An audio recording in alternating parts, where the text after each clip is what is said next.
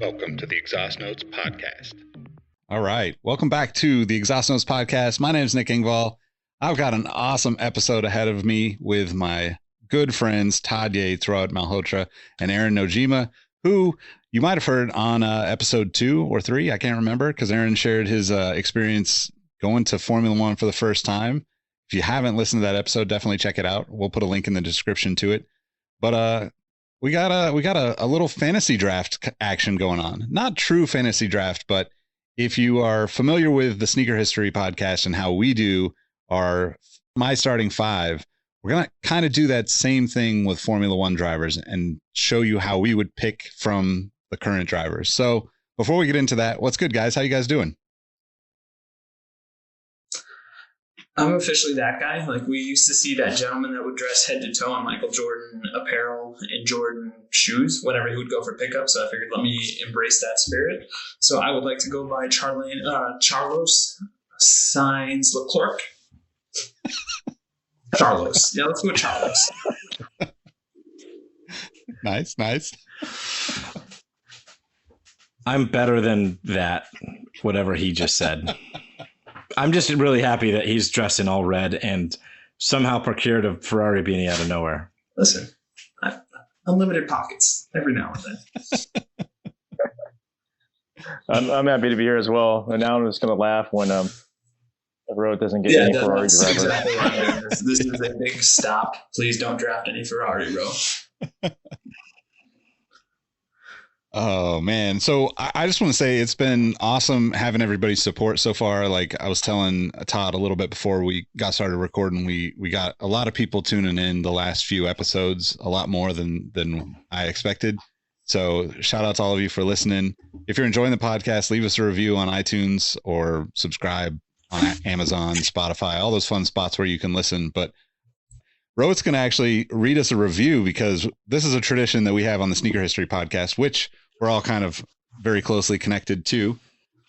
So let's hear the feedback, Ro. This is from Rohit M13, and he said this is a fantastic voyage of friendship. The three hosts have a real chemistry and do a great job simplifying a complex sport with even more complicated personalities. Give it a lesson and fall in love with the sport all over again.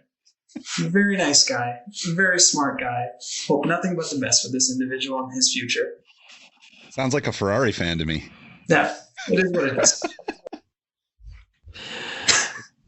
I just wish you were wearing your Alpine shirt with your Ferrari that's beanie. In storage right now. Otherwise, my team name, though, will be the Fighting Ocons, so that's there in spirit.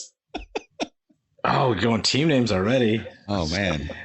Yeah, note on that, we are going to do an actual fantasy league, which will be happening in the Sneaker History Discord. I will be creating that this week. So if you're interested, reach out to me, Nick, Ro, whoever. I know Aaron will be in it. And we'll get you set up for the fantasy league. Yeah, definitely. We'll put a link in the description to the Discord too, so you can check it out and have a chat with people in there. There's quite a few actual Formula One fans. I'm actually surprised how many we've gained in the last couple months. So conversations have definitely leveled up. Absolutely. And I always say the best way to learn a new sport is either through fantasy or video games. So we are giving you guys an opportunity because, lo and behold, those 33 million new viewers need to start somewhere, and what better place to start than fantasy? And as Aaron can attest, my last place finish last year was not a fluke. I finished last in every fantasy league I ever play in. It just is a nonstop bottom of the barrel thing for me. Mainly because I don't give it enough time and energy, but it's fun nonetheless. So Aaron is so disgusted by your performance, he actually left the show. So while we wait for him to come back on, I will say this one difference about the Formula One fantasy compared to how the American fantasy system goes is essentially we have the salary cap, so everybody can allocate their funds the same way. So there's a distinct possibility we may all have Lewis Hamilton or Max Verstappen on our team. It's just how do we allocate the rest of those funds? So that's always fun because as much as I love traditional fantasy in the USA sense, I do think a greater indicator of how dominant you are as a sports fan is if everybody gets the same level playing field. Aaron, how are you doing? I just want to rub it. Disgusting break that I know that the mere mention of Nick Engvall on fantasy always makes me turn green. So I'm glad you at least took the time out to get away from the screen, vomit appropriately, and then come. I'm kidding, Nick. I'm sorry. Yeah, Nick in fantasy is just not. We all know Nick juggles a lot of different things, and he knows a lot about a lot of different things. It's just sports and fantasy and Nick sometimes don't go hand in hand. He'll do better this year though, because we'll have like I might have to create a burner account just so I don't finish last. I'm gonna. No, guys, this is really me all season in P4. I just want to give Aaron a shout out because he joined the fantasy league a week after the first race and still didn't finish last, which is actually I think you finished third. Which is a pretty impressive, I gotta say. It was obviously Travis won. Todd, I think you got second, no? No, I thought you. No, last time I checked, I was in the penultimate spot, so I thought it was Travis, Todd, Aaron, then the power bottoms of the fantasy league, if you want to call us that, Nick and I. I'm pretty sure that's what that term relates to. But didn't think that was going to come up. Never does. Power bottoms. Yeah, if you're not the first, you're last, right? So it doesn't matter anyway. Oh man, yeah. The fantasy league was really fun. Just to, I think for me, it is more enjoyable than like traditional American sports because you have some variables in there that you don't have to account for. You know, as Rohit mentioned, and definitely sign up for that if you're listening. You'll have some fun with it, and we probably will do a bunch of episodes around it too, just because we're excited about it and have fun with it. So yeah, it was a lot of fun last year. So today we are going to go kind of I guess more traditional American fantasy in a sense that we're just going to run through the 20 drivers on the grid. Each of us is going to be able to pick one. We're going to run through 1 through 4. Fourth person will get to go back to back to start the second round until we each have 5. And I guess I will toss this to Rohit or Todd to kind of explain how we're going to measure points for this. Okay, I'll jump in there. So as Nick mentioned, we're going to do snake draft style. Everybody gets 5 drivers. The only rules being that you can't pick 2 drivers from the same team. So you can't like have Max and Checo from Red Bull. You'd have to pick a different team for your next pick. And then the point system, we're going to do it a bit differently because, as we know in F1, only the top 10 finishers get points towards their season championship totals. This to keep it interesting and make a battle for P18 as exciting as we want for a battle for P2 or 3 or whatever. So first place is going to get 20 points because there's 20 drivers on the grid in Formula One. P2 is going to get 19, et cetera, all the way down to P20 getting 1 point. The only way to not score a point or points for that race is if your driver DNFs. And as we saw in races like, what was it, Turkey last year? Or not Turkey, Russia, there was a lot of attrition. There was one where Valtteri just bowled through half the front runners at the beginning of the race. I can't remember what race that was, but that was a race that Elcon won, so I should... I should know. I thought it was Turkey or Bahrain, but I'll quickly look that up while you guys continue to grab it up.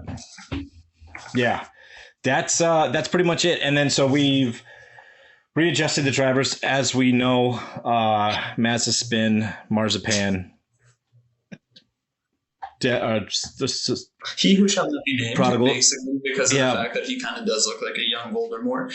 He, unfortunately or fortunately, is no longer with us, and while we may pour out a small amount of our non-favorite drink, but yeah, good riddance, good fellow. I don't ever want to see you again if I can help it. So that means that 20th seat and or probably last pick is going to be a wild card for whoever gets that seat. Sounds like it's going to be Fittipaldi. But yeah. And for those that are the rules. Completely new to Formula One, a DNF is a did not finish. So they just straight up could not get around the track enough to get to the checkered flag. Thank you. Or they get ran into by Bottas in the beginning of a race. Many things can happen to cause that, but there's some races. I'm just hoping for torrential rain at every single race, just so we have chaos. It would really make it interesting. And like, I guarantee at least once this season, somebody's going to get really screwed with like a big crash at the beginning and another one of their drivers like DNF. So they only have like 2 finishers and they're going to end up with like 4 points while everybody else gets like 34 or something. Yeah, it's going to be funny. I mean, the one thing about rain, and Aaron was there when we were at Laguna Seca for sports cars, American Le Mans, like, I don't know when that was, 2002 or 2003, when they did the endurance runs or the 4-hour races into the night.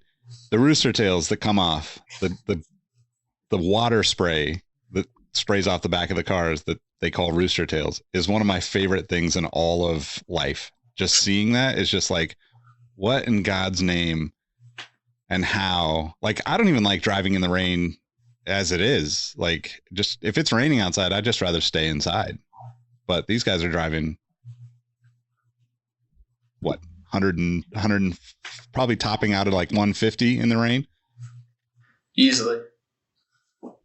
Oh, and the F1, they'll still hit 180, 190 miles an hour in the rain on the straights, like at Spa and stuff. Yeah, but I think it would be amazing, especially this year, of all the regulations and obviously the ground effects and the floors, to see just the spray, just so we can see the vortices and all the aero in action. Because just even through obviously the preseason and stuff like that, just the small session that they wet the track, like there's a lot of differences between the cars with that. So the nerdy side. No, I'm here for it. See that. I am, even though I don't understand I'm any here of it. For that. Yeah, actually, cool. Since you brought that up, Aaron, like, because of the new regulations, and it's supposed to throw the air up higher, so the car behind doesn't have dirty air.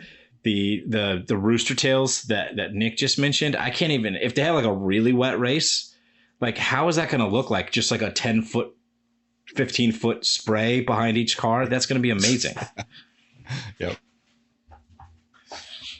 All right, so we did a little wheel of names to decide on who was going to go first. And although, you know, most podcasts would probably welcome the guest, this guest being Aaron, and let him go first, we're ruthless here. So Todd spun the wheel and Todd's going first. I'm glad you introduced it and made it sound like I picked myself. Yep. Thank you. That's how I saw it. I mean, it was 4 quadrants of a wheel, and they all said Todd in different shades of red. So that's all you're seeing right now is red, bro. Yeah. All right. With the first pick in the inaugural, what is this? Exhaust Notes podcast, not fantasy draft. Yes. I'm gonna go. He's out for revenge. He's out for blood. He's in his prime. He's reaching a higher level than he's ever reached before. He's a 7-time, scratch that, really 8-time world champion. I'm going to go Lewis Hamilton. Yeah, every now and then, whenever we do something like this, I hope somebody embraces their inner Charles Barkley and completely misinterprets what the draft is and picks the Allen Iverson-esque pick. Kudos to you, Todd, for not doing that and actually following instructions and knowing what the assignment is, but damn you. Because here I thought this may have happened again, but no. You've shown, once again, you've got a cool head and a calm belly. Yeah. I mean, 1 and 2 is like 1A, 1B, realistically. Well, maybe not. Nick might. Yeah, Nick is Allen Iverson. Allen Iverson, or Lando Norris, the Allen Iverson of Formula One, and if so, I'm ready for that Nick Engvall reach. I bet he's got a sweet crossover. Yeah, have you seen his Twitch channel? He crosses over all the time. I mean, Thank you. He has a YouTube and a Twitch. Yeah, I can't do that. As much as I would like to pick Lando with the first pick, it just seems really ignorant of me if I don't take Max. So I'm going to go with Max. Yeah. Unless you wanted to trade picks. I mean, we could trade that's an picks. interesting curveball. If you want to give me... That would have been a really interesting curveball had we talked about it beforehand. Yeah, we've talked about it. I should have thought about that before. Just for picks next year. Yeah. Quit stalling, Engvall. Pick a player. I'm going with Max. I got to. As much as I didn't like the outcome last year, I still think he's to Aaron's point, he's 1A or 1B depending on which side of the coin you are. I mean, I really don't like Max's personality or a lot of his actions on track. But I had him on my fantasy team pretty much all year last year. I think most of us did, because he's besides the 3 DNFs, he was on the podium the entire year, I believe. He might have been off the podium once, but that's when that race I was talking about earlier where Bottas just pinballed everyone into him and he was missing half a car and he still finished like 10th or something. So yeah, I think I was going to say, I think the flip side of Todd's point about Lewis, right? Like, I really think Lewis is coming back with a vengeance and he's just going to be dominant. But I think that there is like a very, very slight chance that Max also potentially lets up a little bit, in the sense that, like, he got his title. He's he's the dive bomber of this generation, right? Like, he's Lewis 8 years ago. Everybody's pissed that he's so aggressive out there. Maybe now that he's got a championship, he just ever so slightly backs off and somebody else sneaks in there, which then of course would mean, like, if he does that the following year, he comes back and dominates. So are you saying he's lost the eye of the tiger? That he's kind of been swayed by the luxuries and the riches of being the asterisk world champion of Formula One? Because I could see that scenario, but then I also see the fact that this dude looks like a young Val Kilmer in Top Gun, and he's going to be the Iceman, and he's going to go out for blood, and it truly is going to be hammer and tongs for the entirety of the season. Hey, Slider, you stink. Sorry, Aaron, were you going to say something earlier? Oh no, I think out of the group here, though, I'm the biggest Max stan, and I'll happily admit it. I just like to, have to back up my boy and just say, like, he was led the most amount of laps. Dominated. He had more laps led than everyone else combined last year. Yeah, you've mentioned it on the pod. I mean, he was dominating. Like the last race shouldn't have gone that way, but he was more than deserving. Those two were far and above the best drivers. Like class of their own, for sure. Year. I do want to bring up, because I'm glad that Nick mentioned that about having maybe like taken his foot off the gas pedal, pun intended, a little bit. Max Verstappen. He did have Verstappen. He did have an interview with Dutch media this week where he said it doesn't have the same desperation. He's not going to basically go all out the way that he did last year and, go for every gap. And like, he is not going to be driving in the same sense or that with the same desperation that he said, or that he did last year, he said. But I actually think that could be a benefit to him, because a couple of those races, like, he knew he was going to get passed at that corner at Silverstone, and if he would have backed out and let Lewis take that corner, he could have been in the race later and not DNF'd, right? Or like gotten points or whatever. And then in Monza, when he ended up on top of Hamilton, he could have let him have that corner, maybe still finish second instead of DNFing. I know they both did, but you know what I mean? It could still work to his benefit to be a little less aggressive. Because the team needs to win, right? The Constructors' Championship has to be the next goal for Red Bull. Like, absolutely has to be the biggest source of money. Yeah. But also, let's throw another curveball in here for Max and that.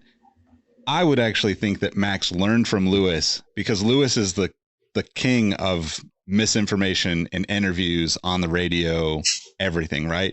Anything that guy says, take with a grain of salt. Like, I think he's a great human being, but when he's in a car or talking about a race, or talking in a car, or talking about his tires, he knows exactly how to like push buttons of other drivers, right? I think we talked about it, if not in a podcast, we've talked about it in the Discord about, Lewis is like, he's by far one of the best drivers of all time, but I think he's better at getting into people's heads than any driver ever. Like, I don't think any driver, with the exception of maybe Alain Prost getting into Senna's head, right? Like, there's just no, like, he's just so good at it. You could see the frustration from Max, even knowing that he led all these laps throughout the season and was dominating primarily, you know? So maybe Max is just taking that same card and starting to play the game of politics and interviews and all that stuff, which would be even greater, because then it's going to be just insanely entertaining. We'll know if he's playing mind games this year if Max comes on the radio and says his tires are gone and then he clicks off the fastest lap, because Lewis does that probably once a race. And then, so if Max does that at any point this year, he's definitely learning from Lewis on that. Yep. All right. We've talked about the 1A, 1B enough. Row hit with the third pick. What do you got? See, I think this is where the draft starts, because I can kind of go a number of different ways. There is an enticing Ferrari option because I am obviously kitted out. But you know what? I'm going to go with what I think might be the biggest question coming into the season, which is how good is George Russell going to be now that he's got the artillery?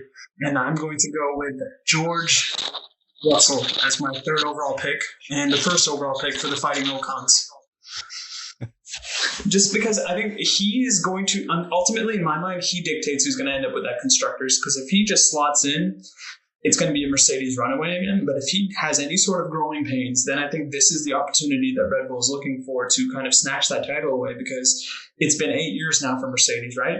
We don't want to see a decade, do we? I kind of do, actually, because then I look like a genius, because more than not, Russell would have played a big part in that. But it's interesting to me that Russell is, in my mind, not getting talked about as much as he should, because everything we heard about him when he was in Williams was he is the next one. He is essentially the prince to Lewis's kingdom, and he's just waiting for his time to shine. So I'll go with young Simba. I'm getting upset because you guys' top threes are my top threes. And so I definitely think George is going to have a good year. I think the reason Lewis is a good number one pick is because Max is far and above number one on the team, and Checo is number two, as much as I love Checo. And not that Lewis isn't number one, but this is probably his biggest competition besides, obviously, Rosberg. So to have someone push him, as well as what happened last year, I think this is going to be like the best Lewis, which is going to be the best George. And obviously at testing, they were top on the time charts, even though they did it on the C5 tire, which is the softest tire. As a lot of people like to bring that up, but they still show that they were still on pace. So and obviously I can ask the panel this question. If Lewis had any other teammate, do you guys think he would have won the title last year? Because I do think there was a bit of complacency with Valtteri as his number two, because Valtteri was never really going to challenge him for anything. Well, that's why I took Lewis first overall in this draft, is because I think for the first time in a long time, Lewis is going to have that rear gunner in George. I think he will be. It's probably going to be if the race works out in that such a way, but it'll be P1 Lewis, P2 Max, P3 Russell, who I think will be on pace or probably better than Checo. So that affects Max's pit stops. If you've got a Merc ahead of you and behind you, you can't just pit, and undercut him. You have to think about, oh wait, I've got a Merc behind me that could undercut or overcut me, which plays a lot of part of the strategy. So that's why I took Max, or that's why I took Lewis over Max, because I was thinking Max at first, but I think Lewis having that actual rear gunner this year is not only going to secure the 9th constructors for Merc, I think it's going to help Lewis win that championship. And I feel like, to your point, Rohit, the prince in waiting, I feel like he's there and he really wants to be that backup this year and learn everything he can and be in Lewis's shadow. And he's been a Merc guy since his junior, like his karting days. He was signed with Mercedes. So I don't think he's going to push Lewis. He'll play, a strong P2 driver this year, and then it'll be a year or two until he's like, you know what? I'm not going to listen to team orders, yada, yada. Yep. I agree. I mean, I think too, like as much as like, I really like Valtteri Bottas, but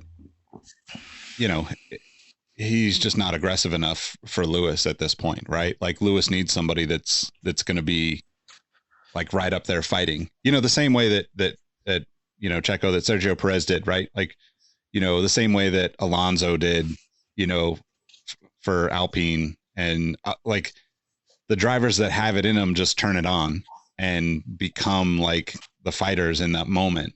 And I don't think Bottas really has done that for a couple of years. He's a great driver, but he's also benefited from being in the best car. So, or, arguably the best car, depending on how you feel about Mercedes and Red Bull. But anyway, the last 8 titles say best car. Yeah, exactly.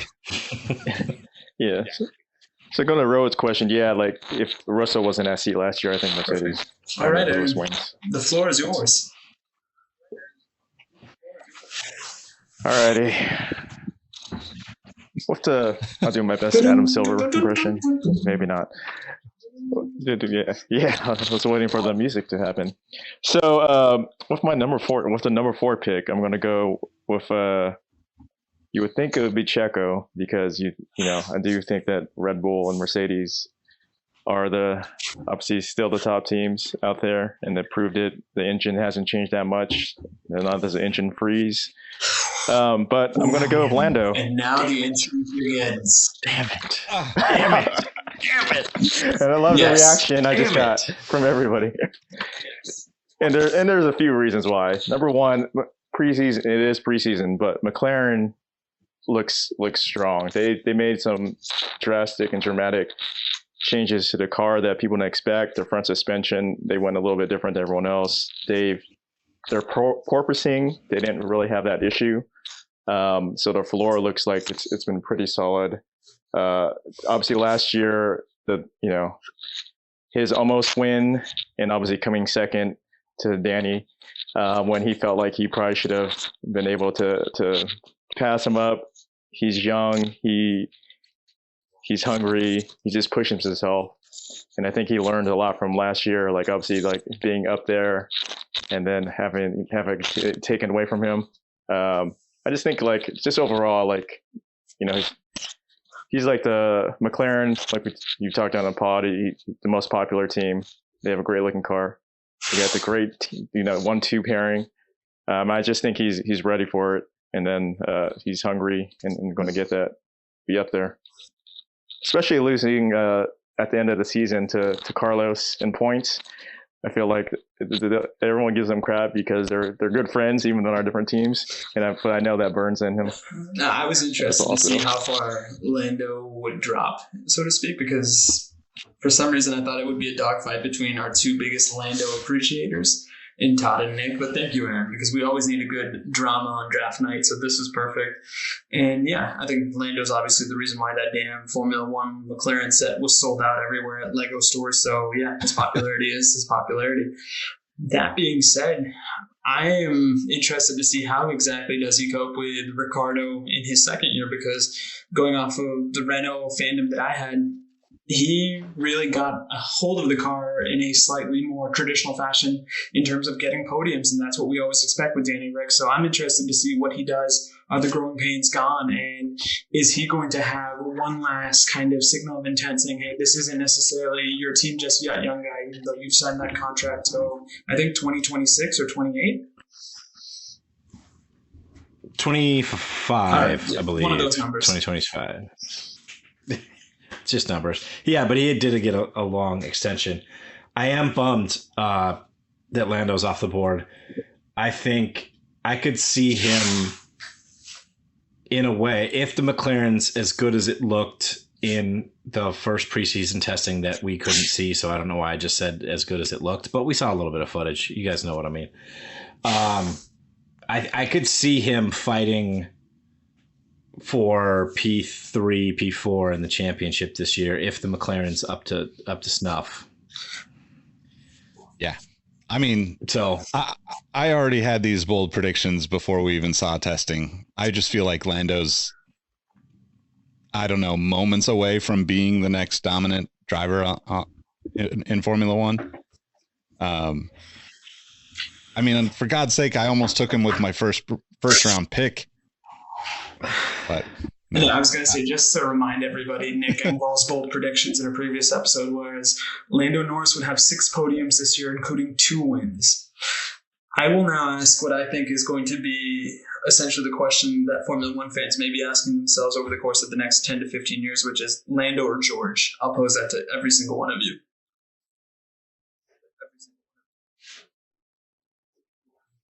We're saying best driver or best in their car, because that's the thing. It's like I factored in who they're driving for also, because the Mercedes. Let's say best driver. Yeah. I think that's a very astute observation, Aaron.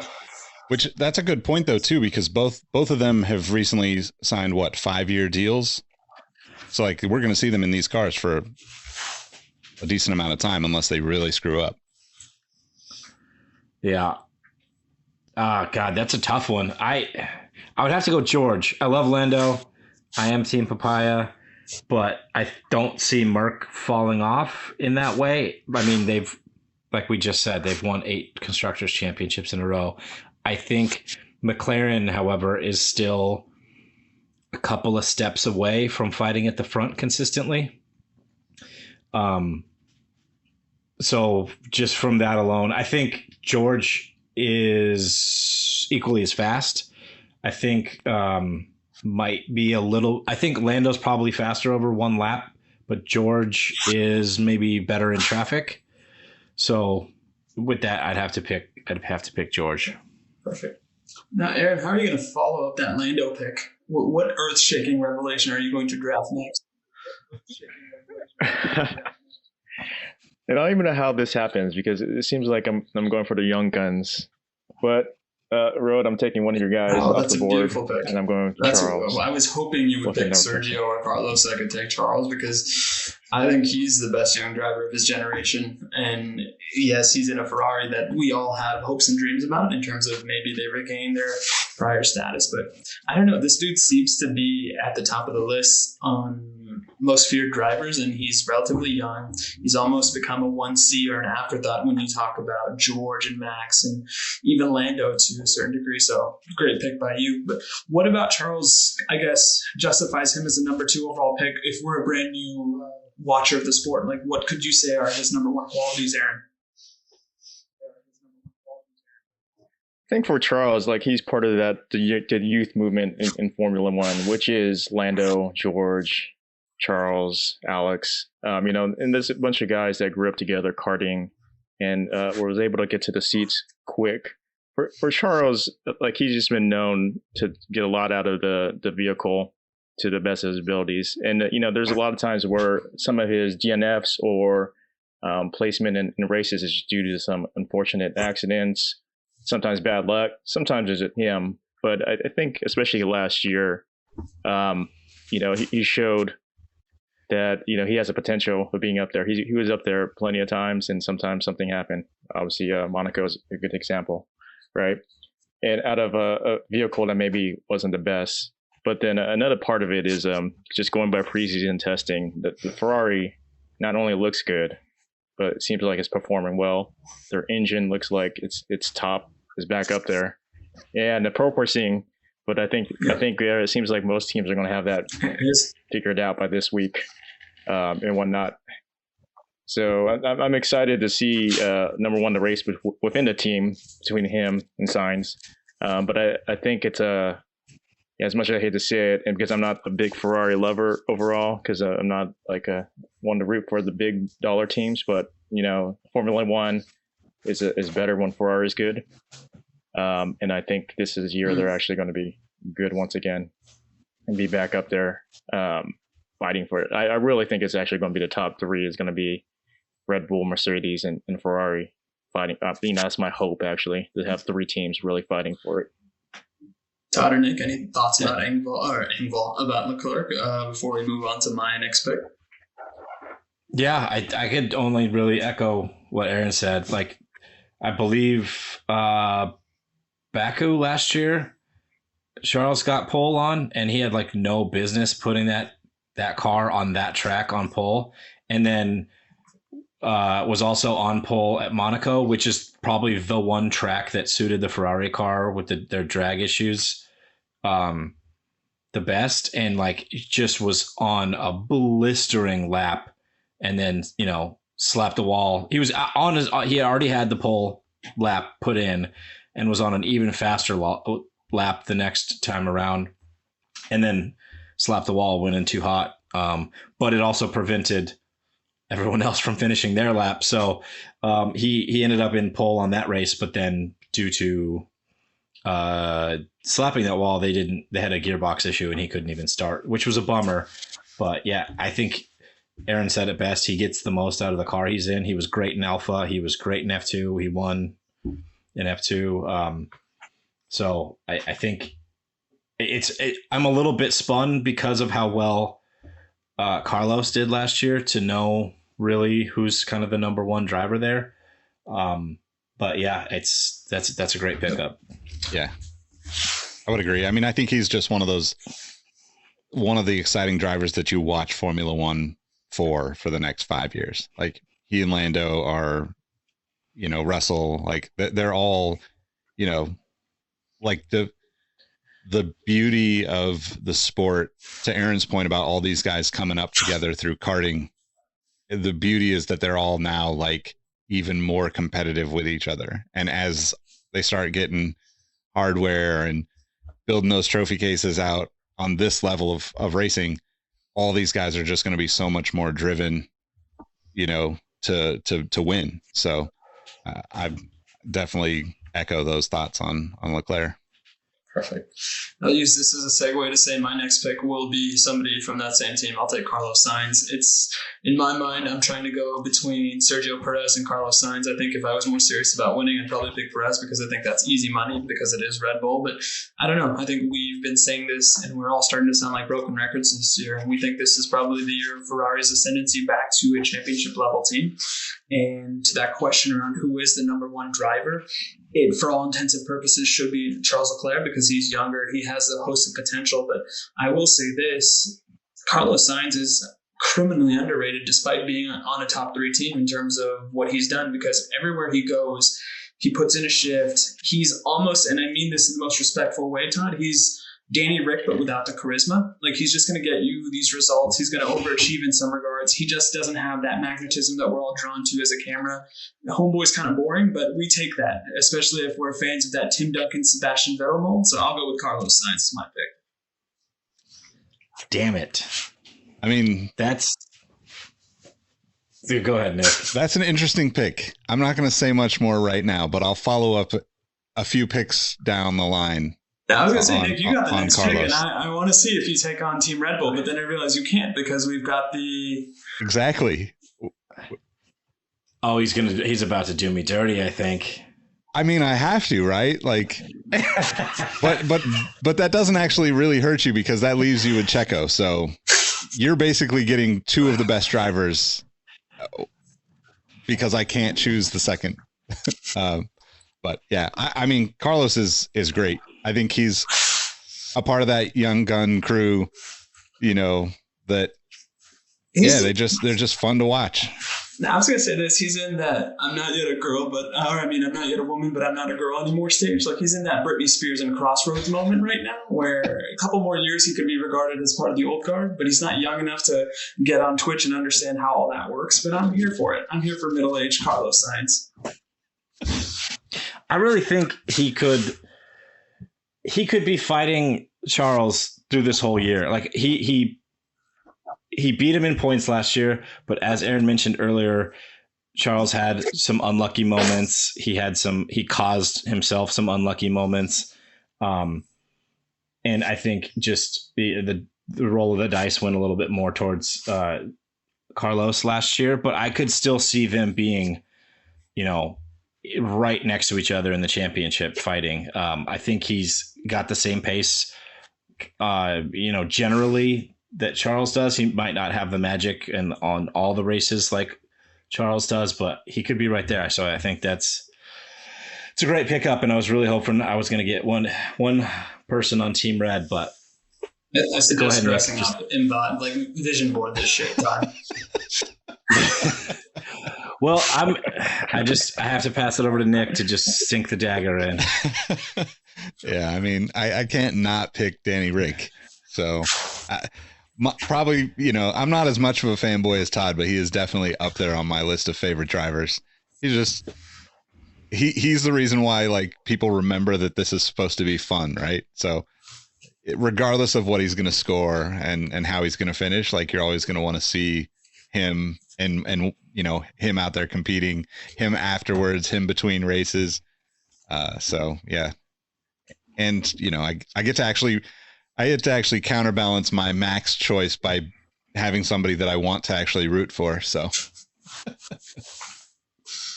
brutal. I think Danny's gonna have. I think the cars with the rule changes this year actually suit him. Following closer, he's known for his late braking, making those aggressive like moves, and I think obviously in Renault and the McLaren took him a little bit of time to get used to the car, but now obviously it's sort of even playing field with Lando, and not that like Lando's like far and above better than him, but Danny's style of driving I think fits a lot of what the cars are now. So I think he has a lot of potential to like really have a good year and be back up there because, you know, like with his Red Bull days, he was always up there, and, you know, his most of their goals is of course win the championship. And, you know, like you can't have Formula One right now without Danny Ricciardo. It's hard not to root for the guy. And if you do root for him, then I don't know, like who kicked your dog, but, yeah, everyone loves Danny. So I've kind of a random in between draft question for you guys, and you don't have to answer. Maybe we sit on this until later in the draft, but what driver has the most animosity towards a previous team that they're harboring? I think it's the guy you just drafted. I think for a lot of Danny Rick's exuberance and joy, like he still believes he should be at Red Bull and he should be the number one driver. I mean, everything we cite from season 1 of Drive to Survive, you're basically looking at a guy who's seeing the writing on the wall, and rather than being a good soldier and letting the team dictate it, he just says, no, I'm going to go to Renault and I'm going to do my own thing to various degrees of success. But it's also interesting to me, with the exception of his time in Renault, he's kind of stumbled onto a similar situation now in McLaren, because for all intents and purposes, McLaren has their Max. His name is Lando Norris. So I'm wondering how he handles that.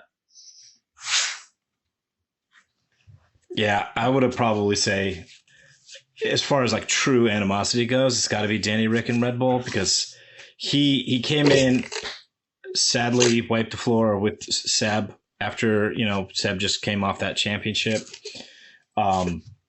Then Seb was gone and Max came in, you know, the prodigy, and almost immediately Max was their golden boy. But I mean, he did a lot in the Red Bull. Danny Rick had, you know, made a name for himself as, you know, the last of the late breakers in a Red Bull. So I think, again, going to what Rohit said, we saw his transition into that animosity on Drive to Survive in season 1. But I'll throw this one out that might be an unexpected pick for that. Sergio Perez. He basically saved / built / like kept that team alive in Racing Point or Force India. Yep. He took the team to administration, which is basically like filing for bankruptcy in US terms, and saved that team, which took it from Force India to Racing Point. And then as soon as Daddy Stroll came in, he was like, all right, I want to have peace. Like, so he's got to have some, I know he probably still loves all the members of that team. He was like, as far as like loved by the teammates, I think he probably ranked number 1 on paddock. Like he literally saved that team, saved all these people's jobs. And then they just, you know, the new ownership came in and said, peace. So no, and I was going to say, Todd, another name you mentioned, Vettel for Ferrari, right? Like I think that's also a very latent frustration, if we can call it that. But that's kind of why we love the sport the way we do, because every driver thinks they're God's gifted automobiles, and for more intensive purposes, that's probably true. But I would say that would be my podium of disgruntled, jilted ex-lovers of Formula One. I do want to add one more person in there, and as much as I'm a Red Bull fan, and somehow all these people are tied to Red Bull, is Carlos, because he was part of the Red Bull family as well. He joined the same time as Max and Toro Rosso at that time. And as the progression happened, he got passed over. Pierre Gasly got the seat at the big team, and Carlos got overlooked. And that's why, if you actually look it up, he got loaned out to Renault, if I remember correctly. And he sort of worked his way out because he figured out at Red Bull he was not going to get his chance. Probably not as much, because he wasn't up there, didn't get pushed back down. But I know that obviously a lot of, and we all sort of know Red Bull's image and the way that they're sort of cutthroat with their young drivers. And if you don't perform or have that, instantly, sometimes you get left behind or forgotten about. And so I think Carlos, not as much as, like I said, Ricardo, or like I said, the Vettel one is actually great because Vettel's time in Ferrari was a very, sometimes watching Drive to Survive, and we know there's drama added to that, but it was rough at times to watch some of those interactions between Vettel and the Ferrari. Yeah, and I think that's the interesting thing for like people that are new to the sport. Like these guys have so many layers to their career journeys and their paths to get to the teams that they're on right now. So like I asked that question really in my mind. I was thinking about Pierre Gasly and he didn't get to, he drove for Red Bull, didn't live up to team expectations, got kind of pushed back to Toro Rosso or AlphaTauri, but he's still obviously a great driver. Then there's, the Alex Albon, situation, right? Like here's a guy who lost his seat completely last year and now is like fighting to get back to competitiveness, and in a Williams car that is probably nowhere near the top of the grid. But that's also the beauty of it, is like those are the times that you just unexpectedly have somebody that just blows people's minds. Case in point being Checo in the Racing Point stuff, right? Like he really drove like he was in a Mercedes for a couple of races there, or more than a couple even, where it was just like, what, how, where, I don't understand, but I'm here for every part of it. So yeah, it's a really interesting kind of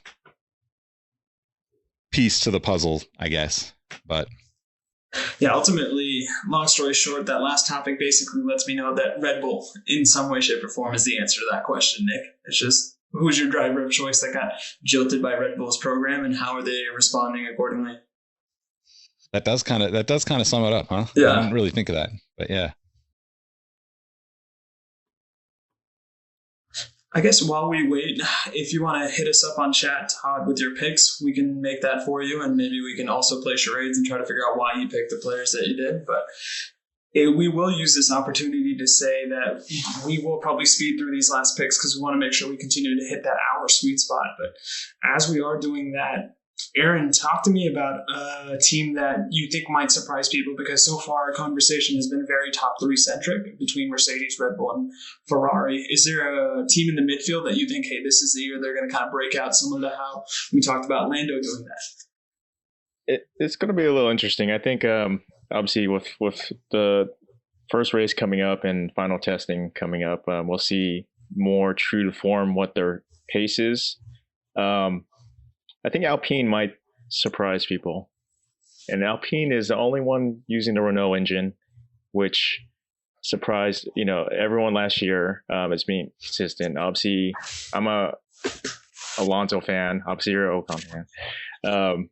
I think that car showed potential in preseason. And I think it might be the sleeper to get in that midfield, upper midfield position. Yeah, that thing. So perfect. That's my bold prediction. No, I think that's pretty bold, and I also kind of agree, because as of right now, I don't see any of the other teams kind of taking it. And the only way I could see Alpine get any higher is if we mention any of the top three, and I guess really it's top four because we did also speak a little bit about McLaren during this episode. If any of them kind of capitulate in a sense that we don't anticipate, then yeah, I think Alpine's the team that seems to have the infrastructure and the drivers to take advantage of that, because when you do mention the names Fernando Alonso and Esteban Ocon, you think of a couple different things. For Ocon, it's more around consistency. The guy will always put in a shift, and he's always the guy that seems to outpace his qualifying. So he may qualify in, let's say, 11th, but then he's somewhere in that 7 to 8 range. And then Fernando Alonso, if you want to look up how effective that guy is, despite being removed from the sport for a couple of years, the only thing we can kind of allude to, or rather Exhibit A, is the Hungarian Grand Prix, which Ocon won, but it was ultimately due to Fernando Alonso being the best bullfighter Spain has produced in quite some time, because the way he kept Lewis at bay, I think, ultimately guaranteed that podium for that team. No, definitely. And Alonso came back a year early, technically, to get back into the groove last year, and he prepared himself for this year for the new regulations. And you know, his goal is to win another championship. Like, for those that don't know, Alonso won championships. He's way back in the day, but he was the young gun, the young driver that drove the wheels off the car for Renault before that. This is way before a lot of stuff happened. You should look the history of what he had to deal with. And, you know, realistically, a lot of times for his drives, he sometimes just chose the wrong teams to go to. As much as I love McLaren and Honda, like that pairing was just horrible. Even, you know, just in general, like sometimes his choices of teams sort of bit him. And a lot of people feel that he should have won another championship if he was on a different team, when he could have had chances to do that, because he sort of had that he was the free agent that everyone wanted, and so he sort of got to choose where he wanted to go most of the time, and sometimes it seemed like he just chose the wrong place. Yeah. Now, I was going to say, it's funny you mentioned that, because somebody had recommended me a book called Checkered Conflict, and it's ultimately a story about Ferrari, and specifically the fact that was it McLaren or was it Ferrari that both Alonso and Hamilton were teammates together? McLaren. So yeah, the book is ultimately about how that relationship deteriorated, or I wouldn't say deteriorated. Ultimately, it results in 2 championships. I won't tell you who wins what championship, but it's still a fascinating read. So Checkered Conflict, Exhaust Notes Book Club, if we ever have one. Yeah, I'll have to check that out. Yep. All right, Mr. Yates, what do you got? You get the next 2 picks, Todd. So what are you thinking? All right. So obviously I'm going to take Checo with my second pick. And then, I mean, I think he's actually going to be a step closer to the front this year. I think he got a little bit more comfortable with the car, got a little bit more comfortable in the team, and kind of accepting being the number 2. So I think he'll be there to fight, or, you know, potentially be like a Lewis, Max, George, Checo kind of situation. So I think he'll be there. I mean, I'm hoping he'll be there. Otherwise, I think somebody else is getting that seat next year. But I'm going to go... Oof. My next pick here is going to be tough.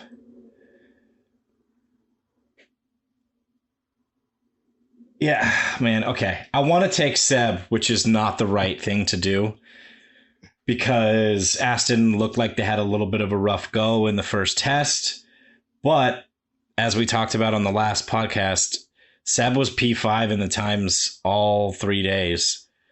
I know that those times mean nothing, but that means he was at least performing consistently. But I think potential upside, I got to go Pierre Gasly. Ooh, all right. I don't know. That could totally backfire. I could totally see Seb up there fighting with the top group that we've already chosen for our first 2 for each team. Just based on his experience, I think he still has the talent if you give him the right car. I don't think he's had the right car since his Red Bull days. As much as I want to pick Seb because I love the human being that he is, and I think he has the talent still, I got to go Pierre Gasly because he can have those magic moments that'll, and I think speaking of consistency, he was like P6 for like 6 races in a row or something. So I'm going to go Pierre. Sacre bleu. That's a good pick. Great pick. It's good. I think recently he mentioned that and this is a little surprising because people thought he would want to leave. But I think recently he actually mentioned he's gunning for that second Red Bull seat again. I mean, I guess my question to you guys is, how long do you see Checo holding on to that seat? Because he's not exactly a spring chicken in that sense. And more importantly, do you think he, in this case being Pierre Gasly, gets that rare opportunity that we never thought possible, which is a second shot at the second seat at Red Bull? I think that Pierre's trying to prove. I know that he said that he's like trying to go back to Red Bull, be the, in the top Red Bull team. But if I'm Pierre, I'm just shopping my talents elsewhere. I want, that I want to replace Hamilton when he leaves F1. I want to, be the number one somewhere. I don't want to go to the top Red Bull team to be Max's number 2. I think he's got the talent. He's got the, the character for it to be a number 1 somewhere. I just don't see why he would want to go back after the team dumped him. Yeah, I mean, redemption story. Netflix will love it. Oh my God! The box-to-box films would just pee their pants if that actually happened. That would be pretty epic. I mean, I feel the same way about him. I would have picked him if you were going to leave him on the board, but.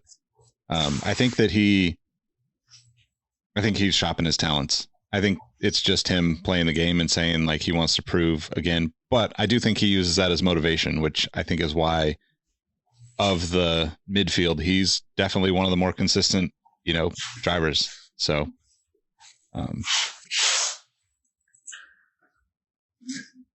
Nick Engvall, what do you got?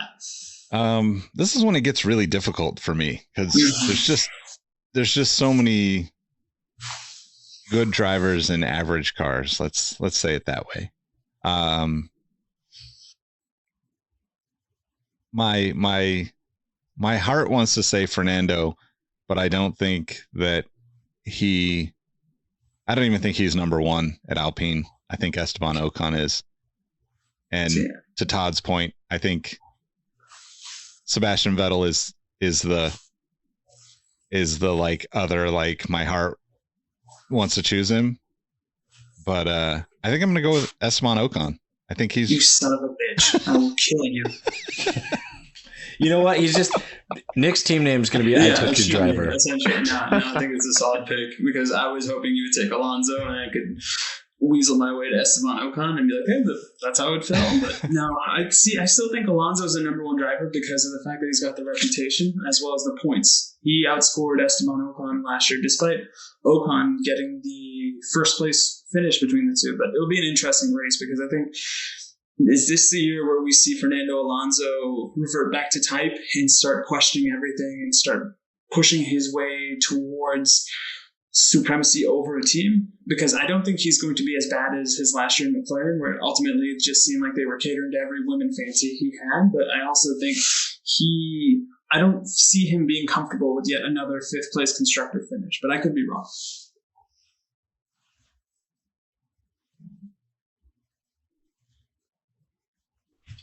I don't think so. I mean, but I'm also very bad that you took Ocon. So yeah, I don't have a comment just because I don't want to ruin my next picks. Yeah, and that's fair. Oh, not giving away the secret sauce, no, huh? Well, I don't have a pick for a while, so I think that you are totally wrong, Rohit. As much as I love you, Alonso is the faster driver. He's better in traffic. He's better at start. He's probably the best driver on the grid at the race starts. He had, I think, like 3 to 5 overtakes in almost every race start last year. He's the best. He's insane at race starts. I think he made up like 9 positions in one race. How many jelly beans does that get you? I think he's faster over 1 lap. I think I'm not going to say that Ocon is not talented. He's kind of won me over in the last couple of years. I still think he's like a goofy rat looking dude. But you leave my Ratatouille looking friend alone, all right? Ratatouille. I think for all intents and purposes, Alonso's the better driver, more well-rounded, and he's just happens to be a double world champion. I know it was a very long time ago, but you can't take that away from the equation. So, Aaron, I know we kind of did you a disservice by not giving you the first overall pick, but I think I will make it up to you because I will take Sebastian Vettel with my next pick. And it's everything we've always touched on during the existence of this podcast. He just seems like a cool hang. He seems like a nice guy.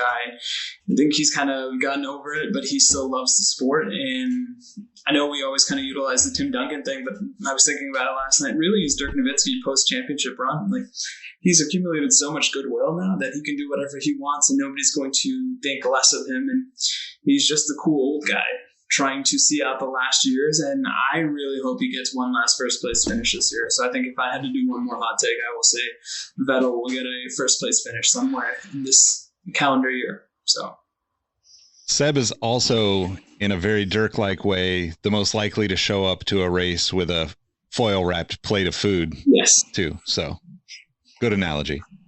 Thank you. I appreciate that. I try. It wouldn't be foil because that's bad for the environment. But it was recycled from where he had it 5 races before. Yeah. I like the Vettel pick. Actually, on my own power ranking, Vettel. Actually, my pick, Vettel was the pick after the pick I'm about to take. And if you guys are okay with it, I'm going to my next pick. That's your turn, It's sir. actually Alonso. I'm going with the old guard. Alonso, I mentioned it a little bit earlier. He came back to Formula One a year earlier before the new regulations because his goal, and it is a lofty goal, is to win another championship. I said over the years he's made some bad decisions on teams he's joined. He's definitely got pushed, especially by Lewis. And you know, there's times where he was definitely bitter.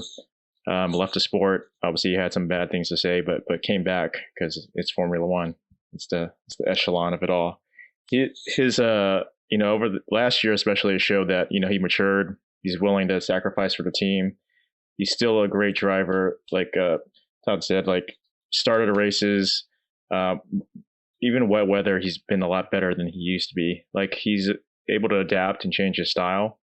And even though in preseason they didn't get as much time in, if you actually look at their times, they didn't have DRS during the season or their testing, and they were still pretty good, fast up there. You know, the best pitch images from those 3 days is his car smoky, and they have the cool, like, there's just a lot of great images from that. But I think that car has some potential, and like I said earlier, it's just there's a chance, and that's why I'm going to go with Alonso. The L plan hopefully comes to fruition. That's a great pick. I think I was hoping he would slide after Rohit just, you know, passed over him, but yep, it's a good pickup. And yeah, Alpine had kind of a rough test. I think their car performance might be up there, even given the no DRS in testing.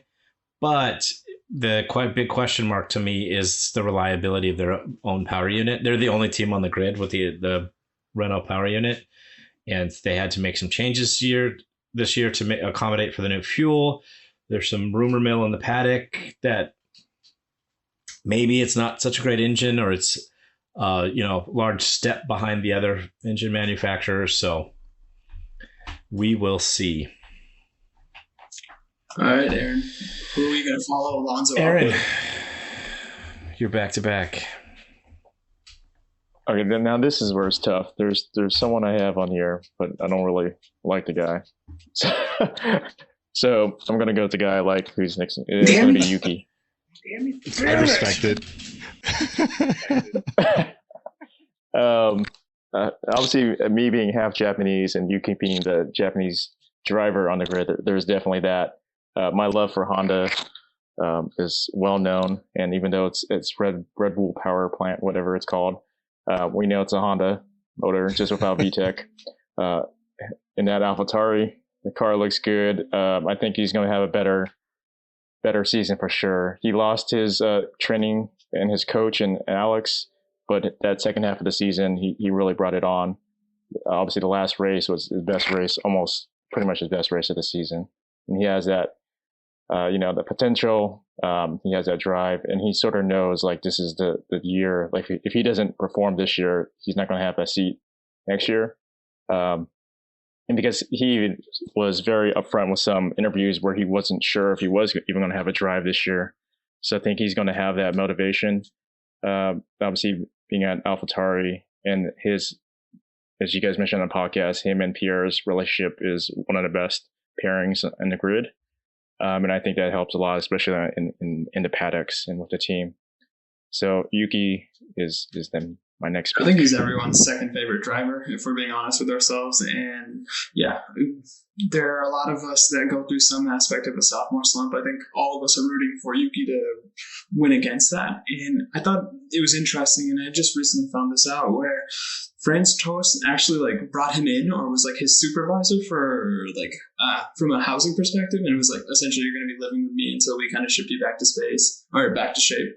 And falling into space, he even was quoted as saying Franz was in better shape than he was last year. So I'm interested to see what a motivated Tsunoda looks like.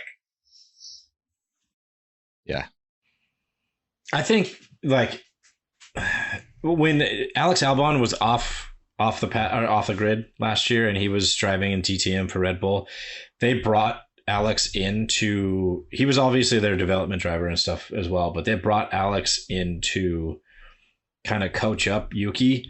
And since that happened, it was kind of probably the last quarter of the year, his performance actually noticeably improved over the last fourth of last year.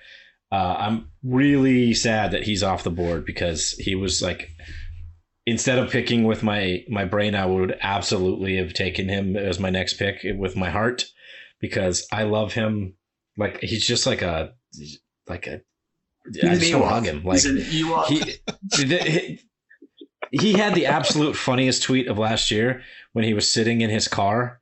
It was a picture of him, very dark atmosphere, kind of like blacked out around him, with no helmet on, and he was sitting in his car. And he's not a very tall man, but it just had one word, and that one word was grow, and it was perfect. It was just the perfect Chef Kiss tweet. That I love him so much. I think to Rohit's point, he's definitely first or second or third on everybody's favorite list, at least from the people that are on this podcast. So I think I've got the next pick, and I'll make a boring pick. I really don't want this guy on my team because of how boring he is, but ultimately the name of the game is to score points. So come on down, Valtteri Bottas. You're the next person to join the Fighting Ocons. Nice. That is a surprise. I don't want to just jump right ahead and throw another surprise in there, but you guys have been talking him up the last 5 minutes, so my next pick's going to be Alex Albon. No, I was wondering where Alex Albon was going to end up, because that would let me know how drunk this podcast would get. So I think right now we just had a nice Chardonnay for dinner, and we're just maybe getting a second glass to pair with a nice tiramisu our wife or better halves may have cooked for us. So, I mean, I have to pick him though, because you guys said it right. Like he's a big reason as to why Yuki improved when he came back to the sport. When Alex came back, to be a part of the sport for that last half of the year or whatever. And to my question earlier, I think he's going to just have the fire. He's just going to want to prove that he deserves to be in Formula One, because he definitely was one of those cold-hearted, shafted, Red Bull moves that I think, the general population doesn't fully understand the politics of the sport and the cutthroat nature of, look, there's only two seats. And Alex drove well when he was driving, but he didn't drive better than Max well. So, some could say he didn't drive to survive. Yeah.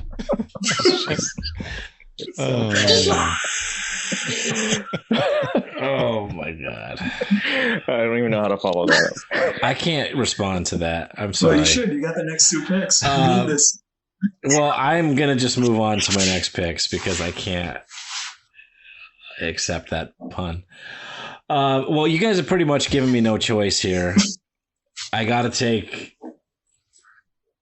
the son of the arch Take a stroll villain. with Lance. I got to take a stroll with Lance. I think I'm not actually that mad at it because he's had some like almost really good overachieving performances. Think Turkey last year. Think actually Turkey the year before that as well. I think he podiumed in both of those races. I think he's sneakily good in the wet or in changeable conditions. I think he's learning a lot from Seb. I don't think he's like, top tier, really got the minerals, as our UK friends say. But I think he's consistent where he is, and he is learning. So he has an upward trajectory.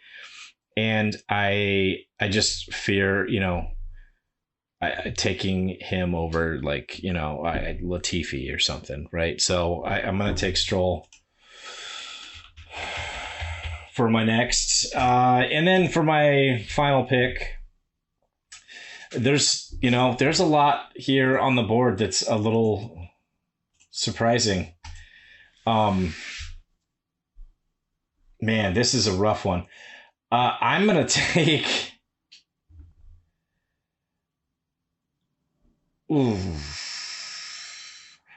So this is a tough one because of the initial testing and the second testing hasn't happened. But both Alpha and Haas had really rough tests. So the smart money, I think, would take Latifi. But Latifi is just captain average, right? He'll be P18 all day and just like he's out for Sunday drive. He's not going to be overtaken. He's had a couple years in F1 now, and I don't think he's really improved pace wise. But he's probably the smart money as far as the last 3 teams are concerned. I'm not going to listen to that. I'm going to take Mick Schumacher and Haas because they've just had a shit show of a beginning of a year. They've come off the last 3 years of just absolute clown operations. So I'm going to put out the olive branch to Mick for my last pick. Interesting. That's who I thought you were going to go with, to be perfectly honest. I really wanted to go with Guan Yu Zhou, but I don't have the highest of hopes for Alpha after that test. I think Guan Yu Zhou or Zhou Guan Yu, however we're supposed to say that. Now I've heard it said both ways. I think he's like a fine driver. He's kind of almost a journeyman of F2. He had 3 full seasons. And he had some good performances. He won a few races, but I don't think his ceiling's not very high, I guess, if in my uneducated opinion.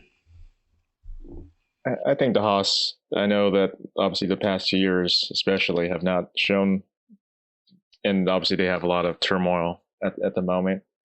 But, before officially testing, when people first saw the vehicles on track the first time, they said the Haas is the most advanced looking. I don't know what that actually means.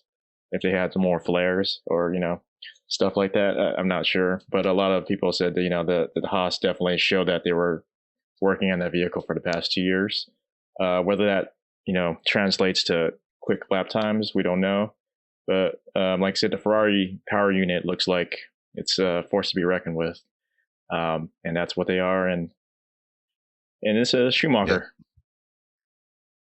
So, and he's historically better in his second year of everything, right? So his first year in F3, not very good. Second year, much better. Same thing with F2. This is his second year of F1, so maybe he's going to win a race. I don't know. So all that said, that leads me into my pick. I'm going to go with the hot seat at Haas with Fittipaldi, because I actually think that not only do I think that Haas has the emotional and moral support from a massive amount of fans after all of this political stuff, and just the fact that an American team did well out of the gate, and now we're waiting for them to come back and do well again.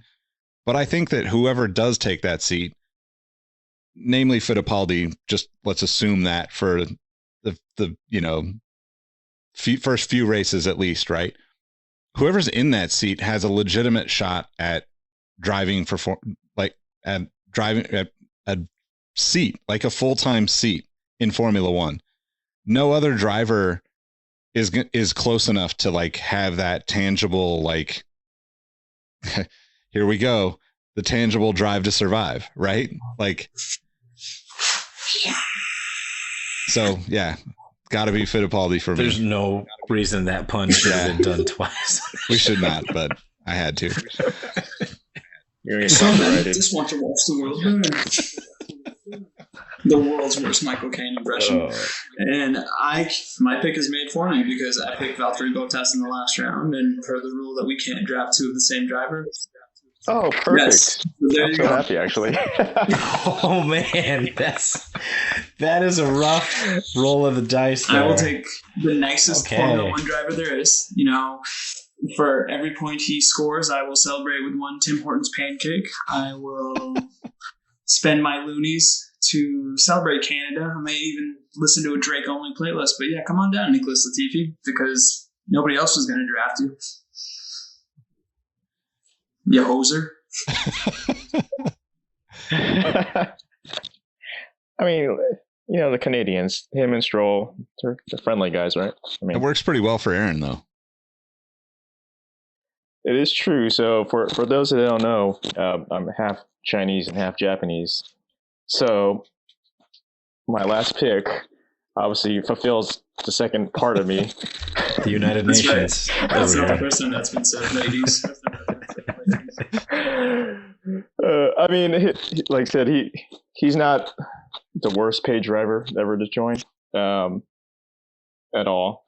The team in general, obviously, they had some troubles. But he got more laps in than Valtteri did, and they said he got comfortable pretty quickly out there. I don't think he's going to spin and go crazy out there, but I think he'll probably gradually improve as the season goes.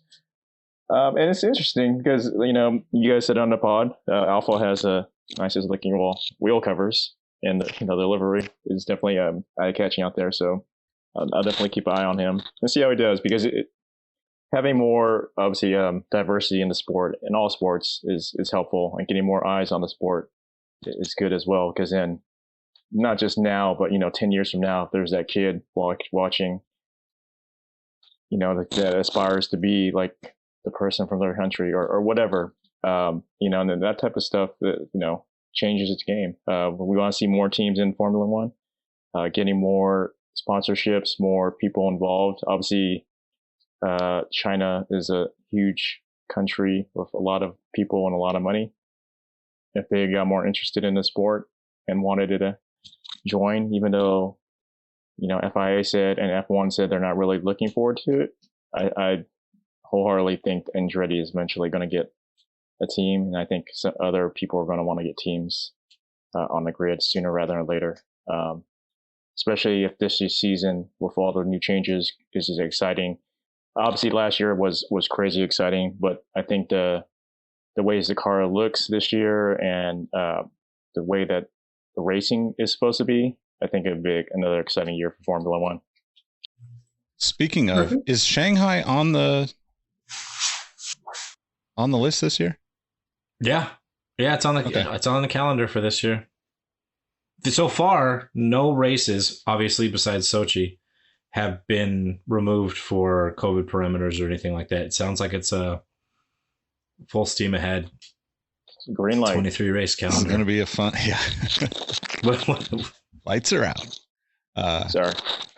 It's going to be a fun year. I'm super stoked. I mean, I think to Aaron's point, right? Like, getting different people in as fans it's the same reason why, like, I think, we're all kind of like hopelessly Haas fans, because we'd love to see an American team be there somehow, some way. Right. And like, Formula One is definitely, we talked about even Brazilian fans, right? When they have a driver, it's like they show out more than anybody. I mean, they adopted Lewis as their prodigal son in the last few years, but like when countries get behind their drivers and their teams, it just becomes that much more fun, and it just draws people in so much. And I think it's the like most underrated aspect of Formula One is the actual like international aspect of it. Like we all know that these races take place all around the world, but like for a lot of people, this can become or already is, as important as any Olympic Games. And there's something to be said about that. And I think that's going to be an interesting thing as the sport grows, and however that potential next 2-3 years looks in terms of additional teams or the shaping of the grid and all that. So I'm excited for it. We should recap our picks though, just for everybody that made it to the end of this episode. I just want to say one thing to your point. I'm kind of a nihilist, and I'm kind of happy that we have the struggling American team. I don't want them to be dead last and like absolute garbage like they've been. But this being like a proper British sport, I kind of want to keep, the old guard up at the top and just maybe have Haas being like a plucky midfielder, Just like let us be American about things, like bring back the Umbrella Girls, put Bang Energy on the car. Just like let us be American about it. But like I don't want them to like to go out and win 8 world titles, because then it's just gonna I don't know. I don't know what that would do to the sport. I mean, I would agree with that. I definitely don't. I don't want to see Haas dominating the sport, or Andretti, whoever the next American team is. But I think it's time we got to, aside from me really wanting to see Lewis get his 8th title, I think it's just like I just want to see anybody else win, right? Like just throw it all in lottery pick style and let somebody win that just totally throws off everyone's expectations. I mean, it'd be perfect if Haas, if Honda decided to come back, Haas grabbed them for the 1 year, they won a championship, and then I would retire from. Yeah, exactly. That's what I'd love to see. we need a Braun GP craziness. Yeah. Well, Mike Crack is now at Aston, so we won't get that Braun GP craziness. That might be the best plan of the night. Mike Crack on a team called Aston Martin. Sure is. All right, so recap. I'll just say my team first since I picked first. We started off with Lewis, then we went to Checo, followed by Pierre. Then we got Junior Warbucks in Lance Stroll, and the second coming of whatever, I don't know, greatness in Mick Schumacher. All right, I had Max Verstappen, my first pick. Danny Ricciardo is my number 2. Esteban Ocon, number 3. Alex Albon, number 4. And the Haas seat, which as of right now seems to be Pietro Fittipaldi. I was really hoping Gunter Steiner would just say, you know what, I'm going to do this myself, a la Tim Thanos. But my team, George Russell with the first overall pick, first pick for the Fighting Ocons. Then we've got Carlos Sainz, followed by Sebastian Vettel, Valtteri Bottas, and then everyone's favorite Canadian, Nicholas Latifi. For me, I have originally it was Young Guns, but then sort of for one guy. So I have Lando to begin with, then Charles, then we went to old man and Alonso. Then went back with the youth with Yuki, and then he's just the Charles Xavier to your X-Men is how I look at it. With a lot more hair and a Kamoa hat on. He still thinks he's 20, so I mean it fits. Totally. He's got the fake ID that says he's 20. Yeah, that turban looks 42. So legit. Man, if I had to pick a team out of everyone that we just reviewed, who do you think has the strongest team? Oh, I'll go with yours, Todd. I want to say myself, I feel like I have a strong team for the first 3, and then it just falls off a cliff. But Nick and Rohit, maybe even Aaron with the young guns plus Old Man Wise over there, it's going to be a very interesting season based on our scoring system. Yeah, it's going to be a fun one. I think it's going to be pretty competitive between the 4 of us, honestly. And just to reiterate, basically 1 through 20, everyone will get points unless they don't finish the race. So this whole idea was to kind of make it interesting, even for the bottom of the list of drivers that are out there each race. So we'll still be wanting and watching those last 5 to 10 positions, where on our traditional Formula One fantasy draft that you can hop into in the links in the description, that's more based on the top drivers and the way points are scored. But yeah, I mean, I'm stoked. This was a blast. It's going to be fun to watch. I cannot wait for the season to start. One last thing. I'm going to propose this right now. The winner of the fantasy Formula One, they get the 5th pick, the 5th chair next year. So then we'll have 5 guys in the actual draft. Oh, so everybody gets 4 drivers? Okay, I like that. All right, I like it. That's good. So that means I'm invited next year. I'm going to be more excited to hear that. You're going to have the AlphaTauri to your whole Unless team. you win. Unless you win. And then we're going to invite 2 I might new just people. mic drop and just quit before you guys fire me. So, all right. All right. Well, thanks for rocking with us for another episode. Guys, let everyone know how they can connect with you outside of the podcast. Aaron, would you like to go first since you are the guest? I could go first this time. I'm on Twitter and Instagram, AIRON0828, and of course the Sneaker History Discord, where mostly it's Formula One talk, but I'm a lurker on there, so if you talk, I might be listening. A man of strong opinions in the Formula One. And then we'll start the rhyming portion of the intros. I am on Twitter at Roheezy, on Instagram at RoadM13. I am T-Easy on Instagram and HackJandy11 on Twitter. And I am at Nick Engvall on all the platforms, but you can catch me also in the Sneaker History Discord with these guys, and we'll catch you on the next episode. Thanks for rocking with us. Head to the links in the description to find us elsewhere, and we will look forward to the season starting. Peace. Porpoising. Porpoising.